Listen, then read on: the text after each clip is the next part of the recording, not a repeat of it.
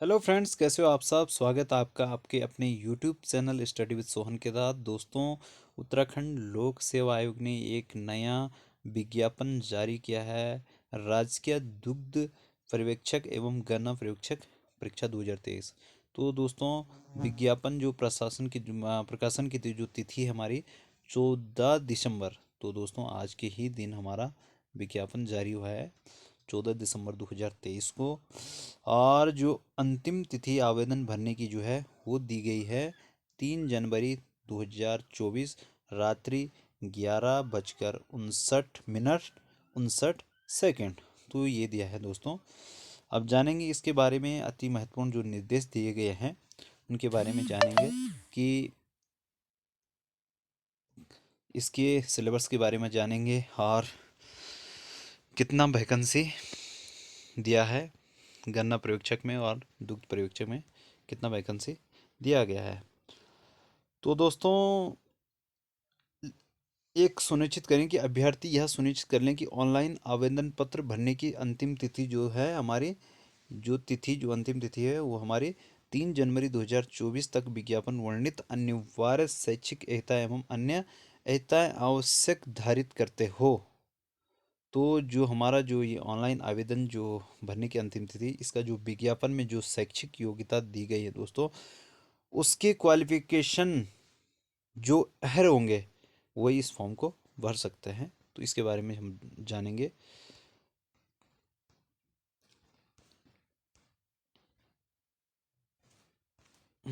तो दोस्तों, देखते हैं कितने पद निकले हैं। तो राजकीय दुग्ध पर्यवेक्षक कुल पदों की संख्या 13 है दोस्तों। तो जो ये पद का नाम है राजकीय दुग्ध पर्यवेक्षक, कुल पदों की संख्या दोस्तों ये 13 दिए गए हैं। और अनारक्षित की अगर बात करते हैं, हमारी सामान्य जाति की जो बात करेंगे तो 211 सीट हमारी सामान्य जाति की है। तो उत्तराखंड महिला वुमन को जो 30% जो आरक्षण दिया जाता है, तो उसमें से 4 सीट हमारी उत्तराखंड वुमेन की है। बाकी देखो दोस्तों, स्वतंत्रता सेनानी के कोई पद तो है नहीं इसमें। और बाकी दिव्यांग की सीट है। दिव्यांग की सीट HHPD वाले की है। जो HHPD से दिव्यांग है उनकी एक सीट दी गई है। बाकी पूर्व सैनिक की भी एक सीट है दोस्तों। और अनाथ बच्चे की भी सीट है, क्योंकि अनाथ बच्ची भी, उनको भी 5% का आरक्षण दिया जाता है हमारे उत्तराखंड में। बाकी उनके लिए भी एक सीट आरक्षित है। उनके लिए भी एक सीट आरक्षित है। बाकी अनुसूचित जाति के लिए यहाँ पर कोई भी सीट नहीं है। तो यहाँ पर अनुसूचित जाति नील है दोस्तों। बाकी अनुसूचित जाति भी यहाँ पर नील है। बाकी अन्य पिछड़ा वर्ग यानी ओबीसी, ओबीसी भी दोस्तों, ओबीसी की अगर बात करते हैं, ओबीसी हमारा ये भी नील है। अगर हम ईडब्ल्यूएस की बात करते हैं, ईडब्ल्यूएस ईडब्ल्यूएस की बात करते हैं, तो इसमें भी ईडब्ल्यूएस की भी इसमें 2 सीटें हैं। ईडब्ल्यूएस के 2 सीटें हैं। किसके? मेंस की जो है वो 2 सीटें हैं। अगर उत्तराखंड वुमेन की अगर ईडब्ल्यू की बात करते हैं तो उसमें भी एक सीट है। तो कुल पदों की संख्या 13 है और वुमेन के कुल 5 पद है। तो दोस्तों, कुल पदों की संख्या 13 है। ये तो रही हमारी राजकीय दुग्ध पर्यवेक्षक की वैकेंसी। अब जानेंगे दोस्तों कि हमारे दूसरी जो वैकेंसी थी हमारी गन्ना पर्यवेक्षक में। तो गन्ना पर्यवेक्षक में दोस्तों अच्छी खासी सीट इसमें देखने को मिल रही है हमें। तो तैयारी करते रहें, उत्तराखंड में वैकेंसी तो आ ही रहे दोस्तों। बाकी जो डेट टू डेट बताया था लोक सेवा आयोग ने, उस हिसाब से तो विज्ञापन उसी तारीख को जारी किया जा रहा है उत्तराखंड लोक सेवा के द्वारा। बात करेंगे दोस्तों कि जो गन्ना पर्यवेक्षक के जो कुल पदों की संख्या है वो हमारी 78 है। 78 जो है गन्ना पर्यवेक्षक की जो सीटें हैं 78 है। और इसमें से हमारी जो सामान्य जाति की सीट है, तो सामान्य की सीट जो दोस्तों ये हमारी अनारक्षित की है, ये इसमें कुल 52 सीटें हैं। तो 52 सीटों में से 15 तो वुमेन की जो 30% उनको मिलता ही मिलता है। उसमें से दोस्तों दिव्यांग की भी 3 सीट हैं, पूर्व सैनिक की 5 सीट हैं, बाकी अनाथ बच्चों की दो दो सीट है। और अनुसूचित जाति की है दोस्तों इस पे।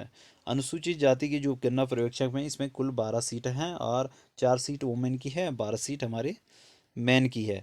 बाकी अनुसूचित जनजाति की भी सीट इसमें है, 5 सीट अनुसूचित जनजाति की है और 2 हमारी उत्तराखंड वुमेन की अनुसूचित जनजाति से होगी जो। वो अन्य पिछड़ा वर्ग ओबीसी की अगर बात करते हैं दोस्तों, तो ओबीसी भी इसमें नील है। ओबीसी भी इसमें नील है, ओबीसी की कोई भी सीट नहीं रखी गई है। उसके बाद दोस्तों बात करते हैं आर्थिक रूप से जो कमज़ोर, यानी ईडब्ल्यूएस की बात की जा रही है। तो ईडब्ल्यूएस की बात की जा रही है तो ईडब्ल्यूएस की इसमें 9 सीटें हैं और अगर वुमेन की बात करते हैं तो दो सीटें हैं दोस्तों। तो कुल इसमें 78 सीटें हो गई हमारी, 78 हो गई और बाकी वुमेन की जो है हमारी 23 हो गई। तो कुल जो दोस्तों ये सीटें हमारी हो गई। बाकी अगर दोस्तों इसकी अगर हम बात की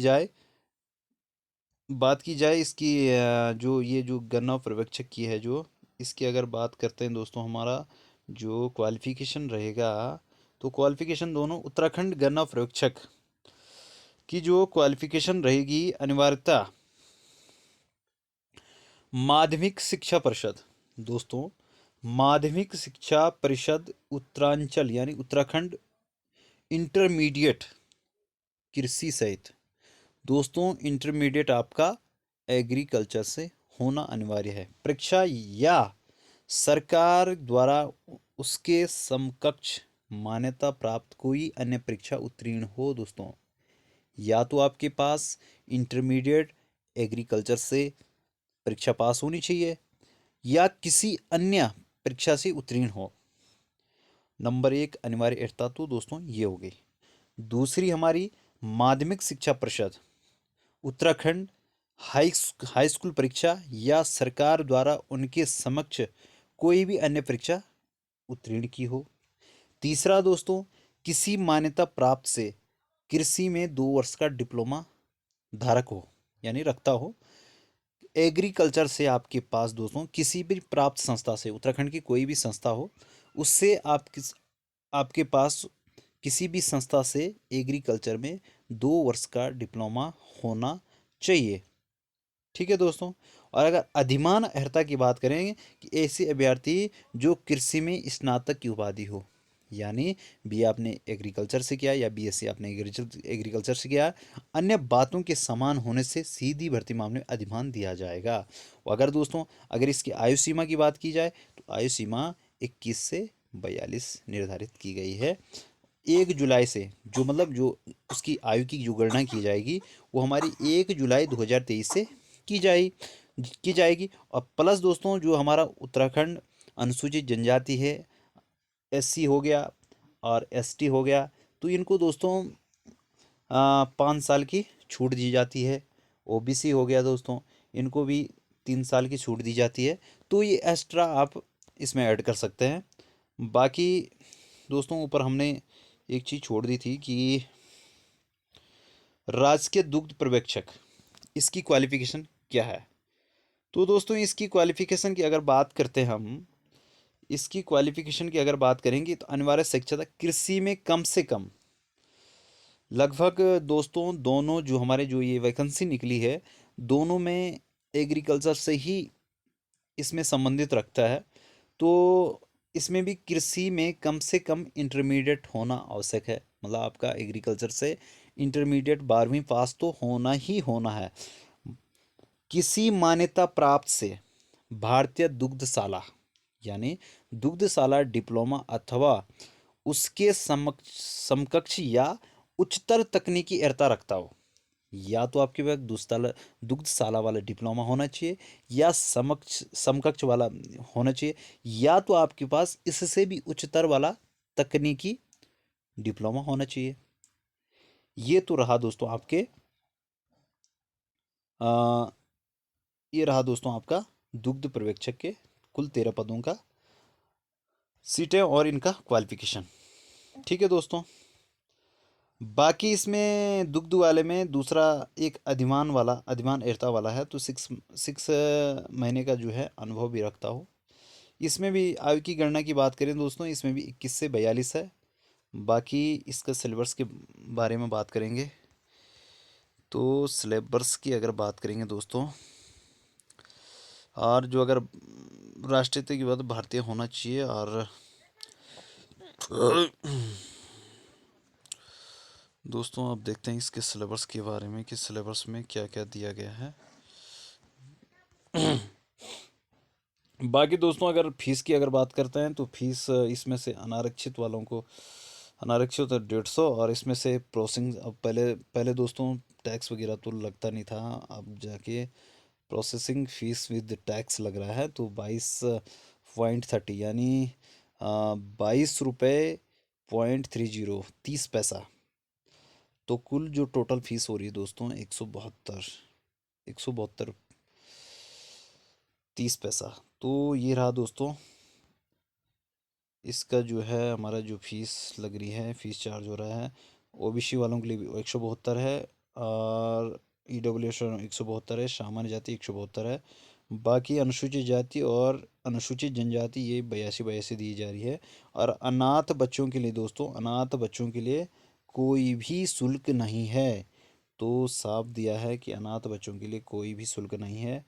बाकी दोस्तों जो दिव्यांग, जो दिव्यांग लोग हैं, दिव्यांग के लोगों के लिए भी कोई शुल्क नहीं है, परंतु जो उनको प्रोसेसिंग जो फीस विद टैक्स, तो दोस्तों वो टैक्स तो अनारक्षित, ये जो दिव्यांग लोग हैं उनको तो देना ही पड़ेगा।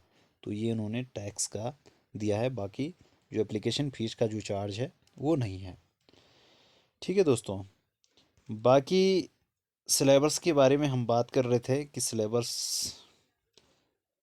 सिलेबस जो है, और एक चीज़ और है दोस्तों इसमें, लिखित परीक्षा के लिए, लिखित परीक्षा के लिए पहले इन्होंने एक चीज़ और दी गई है लिखित परीक्षा के लिए, कि लिखित जो परीक्षा होगी ये 5 नगरों में के विभिन्न परीक्षा केंद्रों में होगी, सिर्फ 5 नगरों के विभिन्न परीक्षा केंद्रों में होगी। और उसके बाद सिलेबस दिया होगा दोस्तों, सिलेबस।